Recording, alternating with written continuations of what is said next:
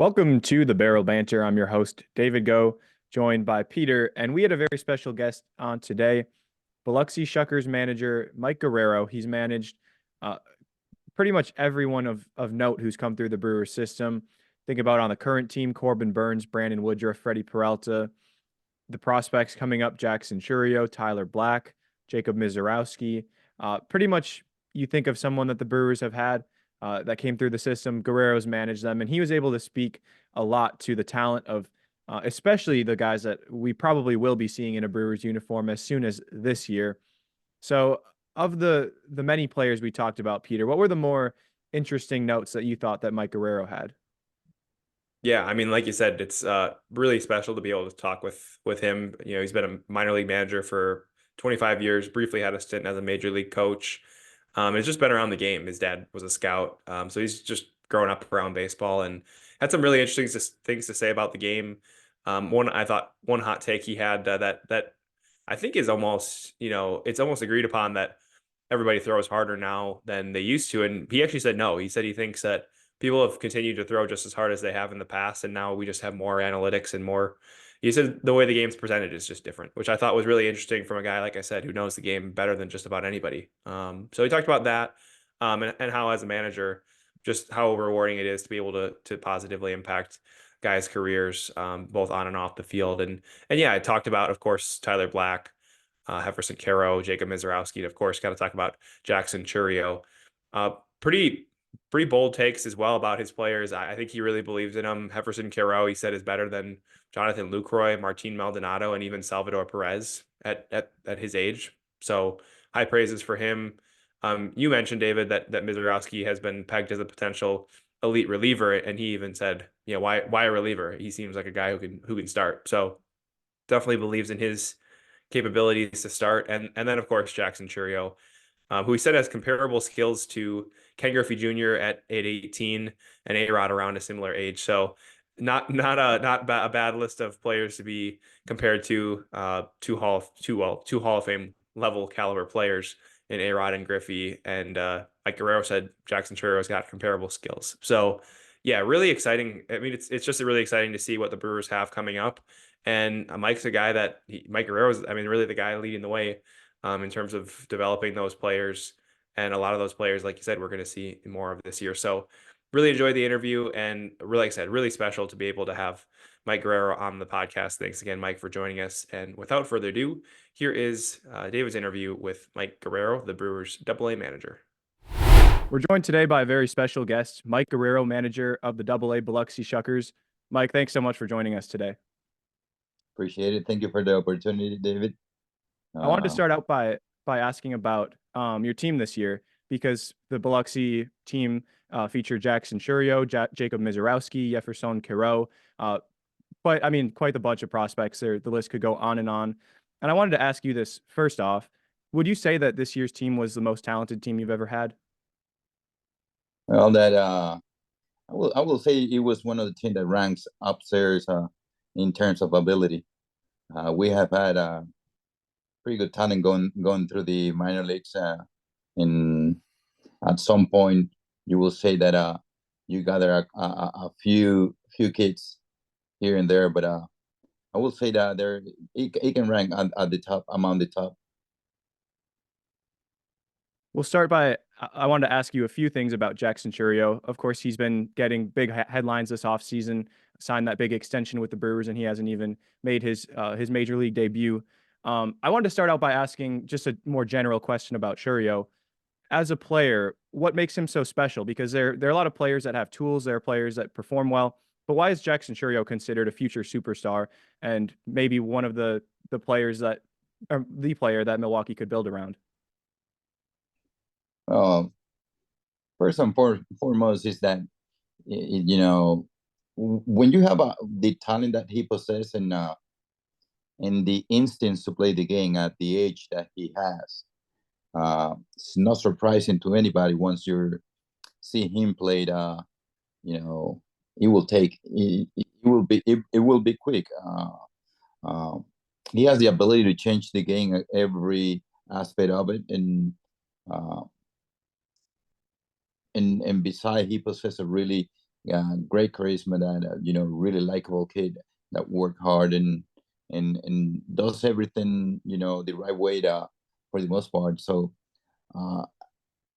not too many kids at the same age that he has are accomplishing things that he has done already. Um, a lot of kids are coming out of high school at 19. He was playing double A and showing up abilities that not too many, there only elite players possess. And so it's not for anybody that's seen him play for and then that had experience and that has watched baseball for a long term, watch him play, they can relate what they see. uh he's special. Then he's a special guy. It's like when you go to a supermarket, he got everything. Yeah, I mean, I know everyone says he's a five-tool player. And something that I noticed as the season went on, of course, I wasn't with him on a daily basis. I was just watching from afar, but he seemed to get better as the season progressed. Um, what fueled that? Were there adjustments that he made to the pitching? Or were there things he learned as the season went on? Was it just merely him developing since he's so young? What went into his improvements as the season went on? I do think it was all of above. I think as the only thing that he doesn't have is experience, and it's going to come through repetition. It's going to come through to playing time. He's going to make mistakes. He's going to learn from those mistakes and all that. And but the good thing is that he learns quick, and he turns around sometimes the inexperience uh, into a really good experience as the time kicks in. I believe that that ability that he possesses, his intangible, what he brings on the table, are to make adjustment are probably a lot quicker than some other guys. His tool set allows him to make adjustment a little quicker than probably a normal player, I would say. Yeah, the talent certainly is off the charts. You mentioned the intangibles. What is Chourio like from the standpoint of working at his craft and becoming a better player? Obviously, the adjustments just they don't just happen. So, is it something where like his defense? We'll take his defense specifically. He's become a very good center fielder in such a short amount of time. Is that a testament to his skill set, his work ethic, combination of both? I do believe it's a combination of both. Everyone at the stage that he has, there are always going to be areas that he needs to work at it, and there always. I do believe in baseball. There are always areas that you can get better at it. Uh, uh, when we're talking about the intangibles, is that the ability of recognizing situations, recognizing little things that allows you to uh, do a lot bigger things that probably you know players a regular player is not able to do in a quicker pace, I will say. um, those little things, and that ability is, like I said earlier, the skill set that he possesses allows him to do a lot, and be productive a lot quicker than other guys. It's special. The main thing is that I'm not surprised that the Brewers and us as organization wanted to build around him, because what he brings on the table. uh, we know that he hasn't been in the big leagues. Hopefully he's able to, uh, that in the future he continue to grow, because it's gonna be a process. That process is hard to jump from double A to the big leagues at 20 and being successful. The expectations are high. We're not going to cut it short, but it's going to take time. It's going to take struggles. It's in and we believe that we need to stay patient on it and be patient on it because the talent is there, the skill set is there, and you know what, his instincts are really good. So he's gonna learn at a higher level. Uh, he's but as when the product is gonna be finished in the big leagues, so you're gonna have to finish up the product in the big leagues, and it's hard. It's not easy, but his skill set and the everything is there. So it's just a matter of time. How long does it gonna take him? Might not take him long though, because who he, what his ability. Um, so I do think he's a special guy. This just I saw Griffey at 18 in the California League. I saw A-Rod and really young also. So you compare his tool set is compared to those big names. So he's special. Those guys were able to do a lot of things at that age, and hopefully he can play to that level and play to that height. Yeah, certainly the talent is there, and you mentioned earlier the experience is the one thing he's missing, and you think that he's been able so far to work through that and improve continually. And you said there will be adjustments when he is in the major leagues. Is it safe to say that you think that he should go through those adjustments and those challenges at the major leagues already to start 2024 and not spend time in AAA to begin the year? Well, it's hard to say if he's gonna spend time in AAA or going straight to the big leagues. I think those adjustments solely you're only able to make those adjustments on the field. Uh, Baseball is so competitive. I will say that big league players make adjustment game by game and year by year, week by week. It's a continued adjustment that you make because that's the same thing that the opposite team, if we're playing the Braves are trying to make adjustment on you to pitch you different and get you out. So you're going to continue to make adjustment as long as you play baseball, as competitive and informative that it is baseball. That's as long that we have information about you, we're gonna work to make adjustment on you. So you never stop making adjustment in baseball. That's what make baseball really interesting. So one week you might be on the fastball, and we can see that by the numbers, by the last 40 at bats that you're on fastball, but you're missing changeups down and away. So we're gonna make adjustment to it. You're swinging after two strikes, you're chasing up, you're chasing down. Sometimes there's going to be time that the information tells you he's not chasing down, he's not chasing up.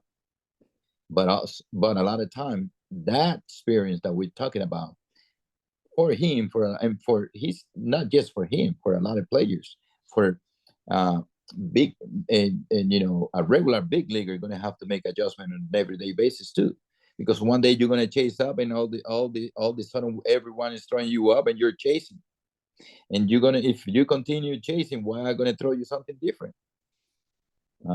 So those adjustments is gonna it's not just him. But we're talking about him, and he's gonna have to make adjustment on a younger age. Hmm. Another player you had who was pretty impressive last year in Double A Biloxi and got bumped up to Triple A, spent some time there, was Tyler Black. He he was one of the best hitters in the minor leagues last year. What about Tyler Black impressed you most when you were managing him? Uh, you know, Black is another special guy. He's we call him Negrito.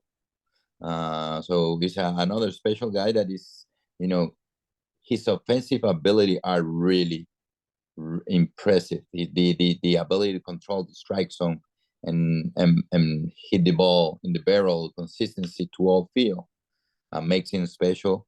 But also he has an incredible speed on the bases. He will change the game real quick. But also he can hit for power. So it's special guy offensively, and he makes tremendous strides when in terms of defensively, learning a position. He learned how to play third base. He did an outstanding job and played to better than average third base. And in season, he make another adjustment. He was learning how to play first base.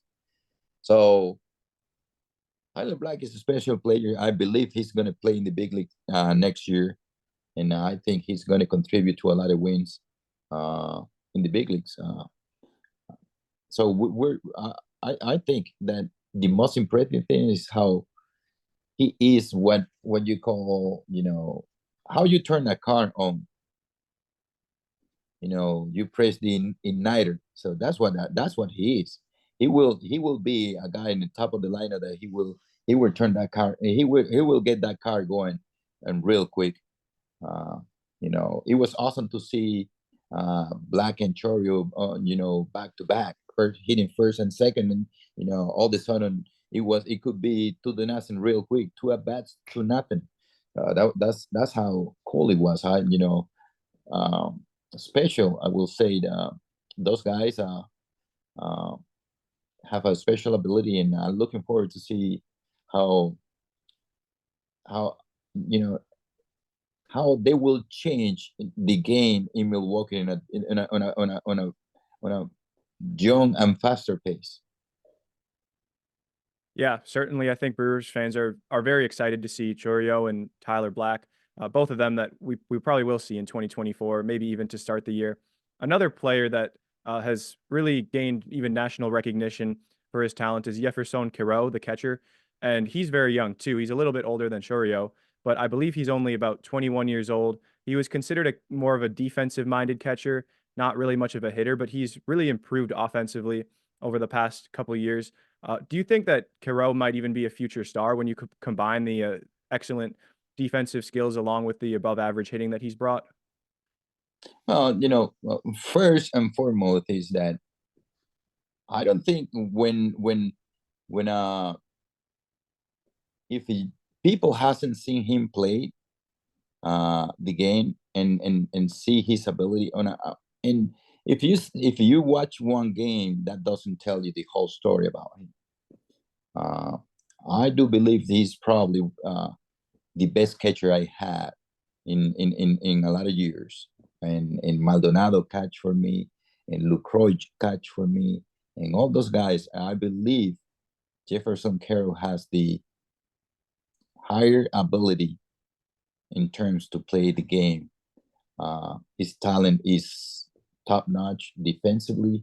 How he receives, how he throws, the strength, the accuracy on his throws, how he blocks, pitch calling, offensively hit the ball to all field and hit for power. I don't think it's an accident. Some people are talking like he bloomed like out of nowhere. It's just they didn't pay attention on him. He grew before his eyes, and they didn't see it. And all of a sudden, oh, Carol. No, he was there. He just, a lot of people didn't pay attention too much attention to a young kid that grew into his body, and he was growing and he's showing up. I think his ability is as good as, for me, he was the best catcher in the league by far. And like I said, best catcher I've seen. He can and he can rank among the top catchers I've seen in every terms of defensively and offensively. And I saw Salvador Perez at 19 when I managed the Foley. He played for me, and right now they're, if you compare then at the same age, I can say he's better. But the only thing that keep you apart is that Salvador has done it, and this kid, we're just projecting his skill, what he's going to be in the future. So projecting always has a question mark. That he is a player that hasn't been improved what he can be, but the skill set and everything else is there. Is just when we look at the Brewers in terms of position in position player that we have developed in the last year and last couple of years, Jeferson Quero is one of the top. Yeah, on the position player side, the Brewers haven't at the major league level been able to have as many homegrown players, but the pitching side has been really impressive. And I wanted to ask you about two pitchers that you had this year in Biloxi, Carlos Rodriguez and Jacob Misiorowski. Some said that Misiorowski has had the best pure stuff of any pitcher in the minor leagues, and Rodriguez led the Southern League in ERA. So both were extremely impressive. I don't want to ask you to choose one because that would probably be too difficult as a manager. But with Misiorowski, like, do you think that the stuff will play as a potential, maybe a lockdown reliever or even a good starter? And with Rodriguez, do you see that path being pretty quick to the majors? Well, when you have somebody that have the stuff that Misiorowski has, you know, why a reliever? I mean, when he's proven, proven what he can do. I do think if in every the when you talk about pure stuff, that kid has all it takes to be a successful starter. And like I said, it's only pitched for a year. I think he went from all the way from low A, high A to double A. That was pretty quick. I do think that's his his talent is top notch. I think only time will tell you what he's gonna be. You know how does his body handle the stress of 200 innings a year, 240 innings a year. Usually that's around amount the amount of a starter, the 1-2 starter in the big league. That's probably around that area from 200 to 240, something like that. And I say 240, 250. If knock on wood, I will say we're competing for the World Series with those guys. So if he's able to handle that stress, and hopefully he is, his body, really good at athlete, great athletic guy that throws 100, his sharp stuff. So I do think for him also his experience. Sometimes we would like to have all those guys that throws like him, in the big leagues. But sometimes, you have to prove yourself in the minor leagues to go to the big league and be successful. That's you never gonna hurt you that way. You gotta have a good I will say that basement to build a building, and that's being successful at one point will help you out to be successful in the big leagues. And that's the way I see it. I do think that Misiorowski is on his way there, and only a year he's achieved a lot. So like I said, we have some guys. We had a pretty good group, huh?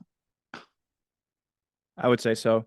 I wanted to shift over a little bit. We've talked a lot about the players that you managed this year in Biloxi, but I wanted to ask you some questions about your coaching career, about what it's like to be a minor league coach. The first question I had is about the players. Like you've managed some impressive players. You mentioned Luke Roy and Maldonado. You've also managed, I believe, Lorenzo Cain, Michael Brantley, some of the great players that have come through the organization, Corbin Burns, Brandon Woodruff.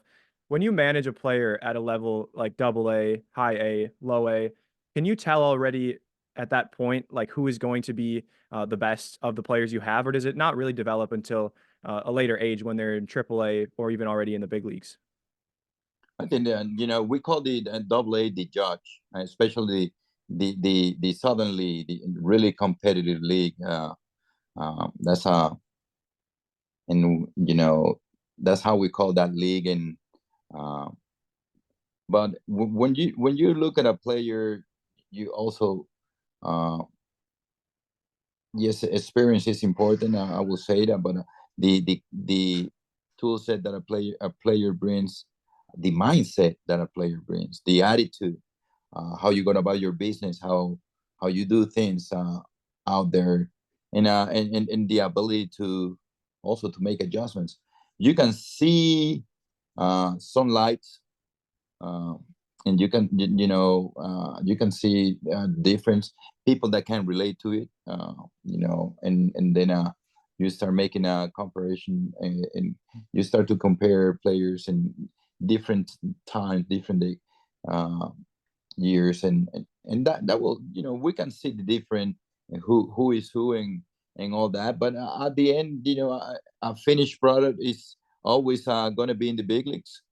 uh, uh, but you can tell the when people has a special talent to compete out there, the player, at the end, almost everyone has the talent to, and the skill set, but the ability to make adjustment, the instincts, the skill set, how you compete. Are you the one that, that when they strike you out 4 times, how your attitude is it going to be the next day when you come to the when you come to home plate, and play the game, and Misiorowski is on the mound? What's going to be your attitude? Are you going to compete? Are you going to feel sorry about yourself? And, so there is a lot of intangible that comes in play, and is important. I will say a really good idea, who is who, um, when it comes to uh, making a good judgment about individuals out there. You mentioned the like goes beyond the tool set, the skill set. It goes to the mindset. It goes to what the player is like off the field.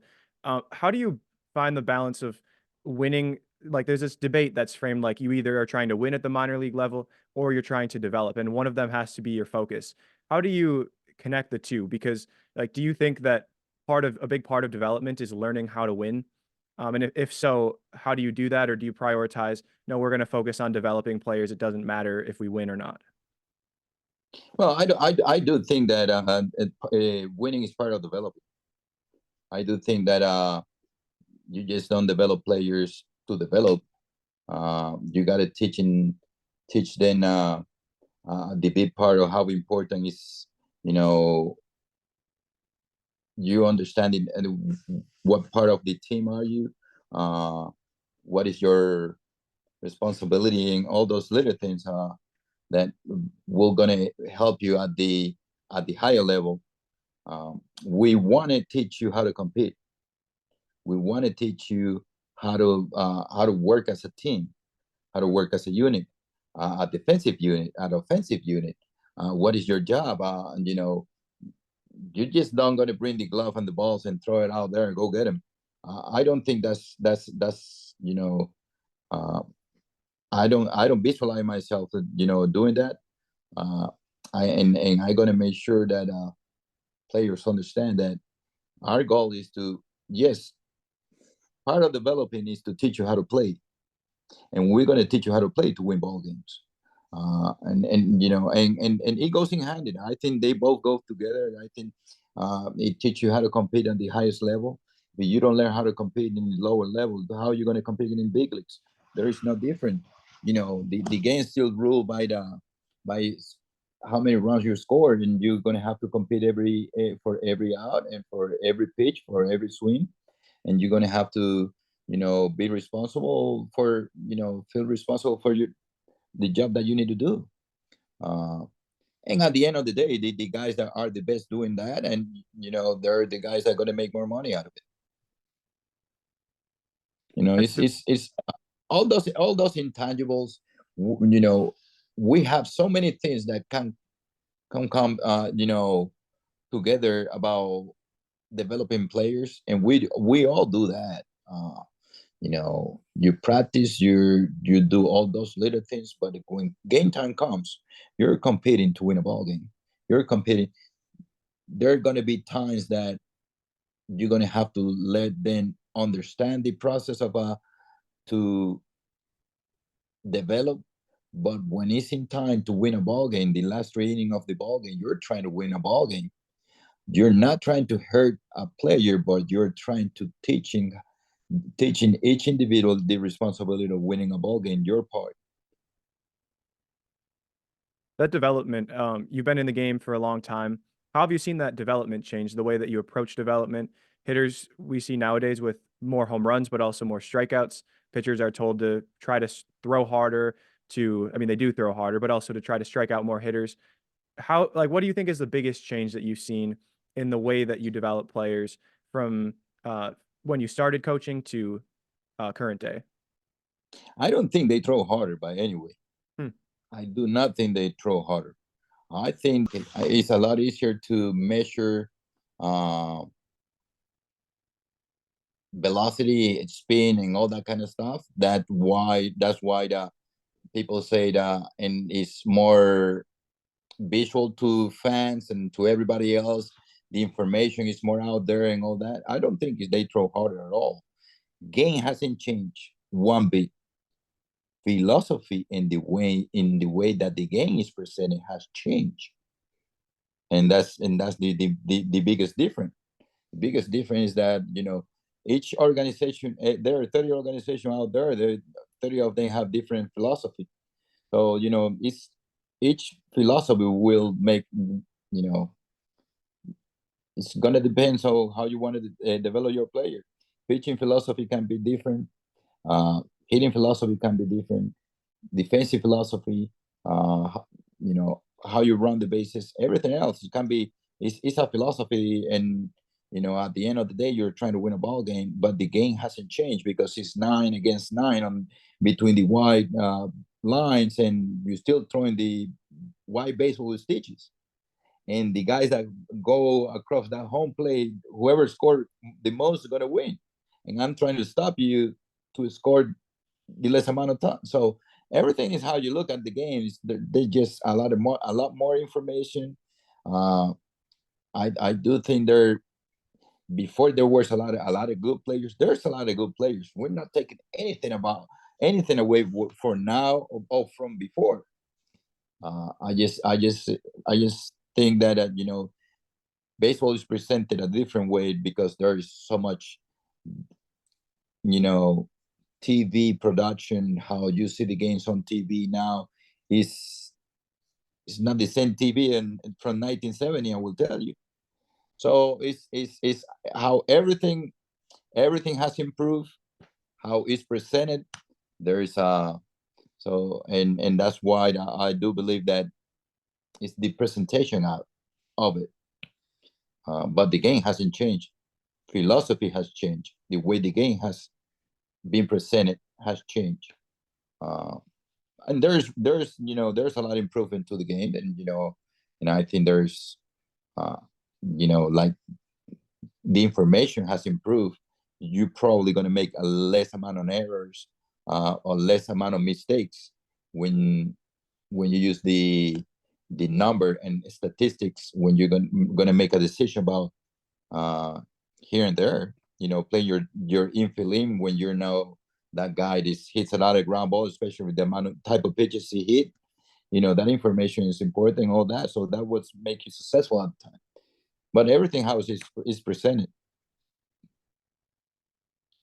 I wanted to shift gears a little bit before we wrap up our conversation because you were at one time a minor league player. If you were to go back and fill out a scouting report on Mike Guerrero, the player, what would the scouting report look like? Team player. I knew my role. I knew what was my role on my team, and when we play baseball, we played together and we played to win, and we had a really good bunch. And I played 9 years in the minor leagues, and we went to the playoffs 6 years. So we play our butt off, and that's what we want to achieve as a team and as individuals, and that's what I like to my players to feel that we want to go out there. I know your role, do the best of your ability to fulfill that role and be the best out of your role. If you're a land right hitter, be the best land right hitter you can be. If you're a power hitter, go ahead. How about it? But I think the best thing I will say, I was a really good defensive player. I can catch and throw as good as anybody. I will say that uh, I was a slap hitter that could bomb the ball around and being fundamentally sound, get him in, get him out, and all that kind of things. But we knew as individual, as player, what was our role, and we demanded the other team hold everyone accountable. In our team, what was your do your job, and that's the way that I believe the game's supposed to be, and that's the way I want to teach it. Be the best at your role. Do the best of your ability to fulfill your role and make your teammates successful. I think when you make your teammates successful as a group, each individual become more successful and will have better statistics at the end than play by yourself. And that's where philosophy can be really detrimental to teams and organizations and all that kind of stuff. But I do believe that we as organization do a pretty good job for the most part.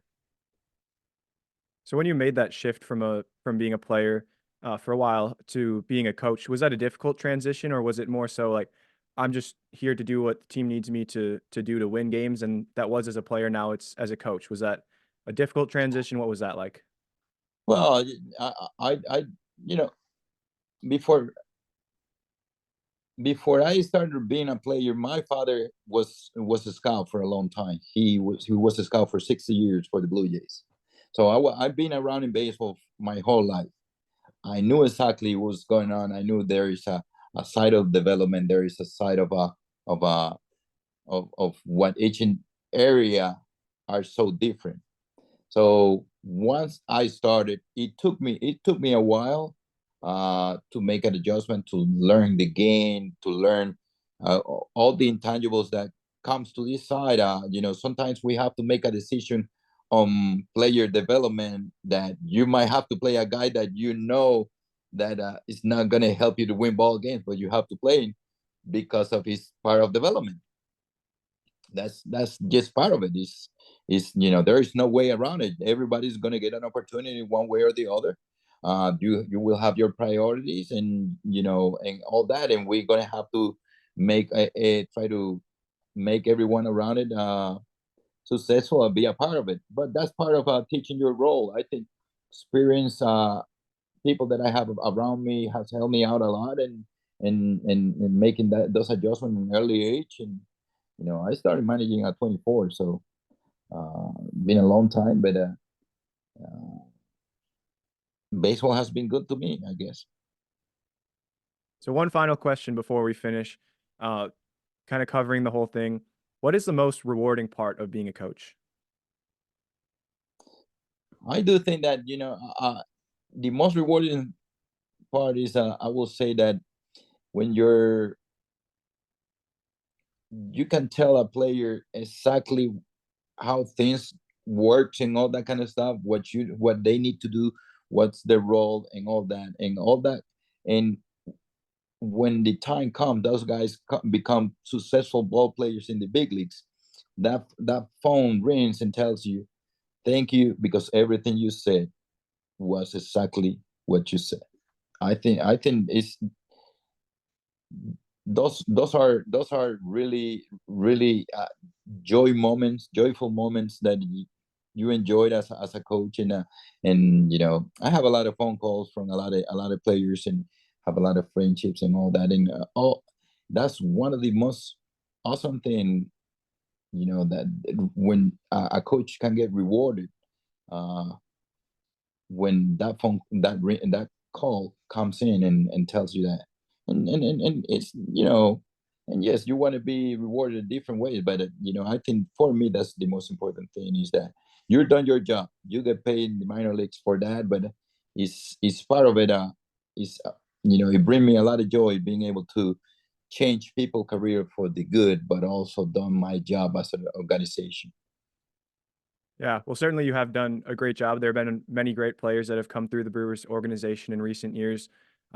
Pretty much every homegrown player on the team now was managed by you at one point, and there will probably be more. So certainly a lot of wins on the field, a lot of development, and a lot of players in Milwaukee that have been impacted by your managing. But thank you so much for joining us today, Mike. We really appreciated you taking the time to be with us.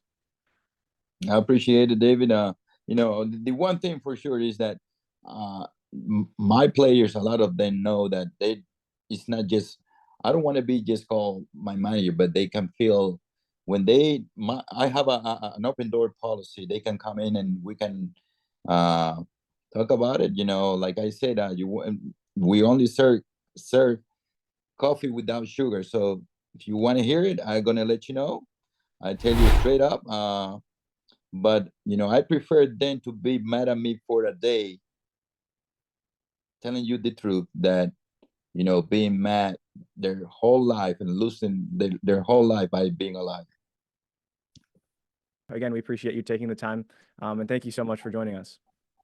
I appreciate it, man. Have a good night and thank you. Thank you. Appreciate it.